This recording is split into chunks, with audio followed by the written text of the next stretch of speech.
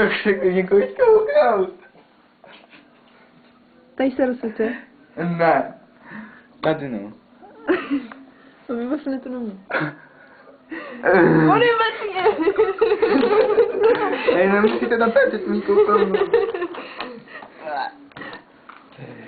Tak jak se můžeš podívat. Peťo, málem si mě znejistil, ale... Já myslela, že jsi schovaný tady za tím, že tě schovali, když tak namáhavě to. Hej, ty jsi docela, jako tady jsou 3 misky a ty si to nechcem. A navíc budu jsem to bral ještě tak nenápadně. Tak já jsem si všimla boty, hele. Boty, tak On měl tady ještě bundu, protože jsme říkal, ať ji vezmu pryč. A já jí to povím. Já nevím, ale mě Peťa otevřel. To dígle. To prodám pak.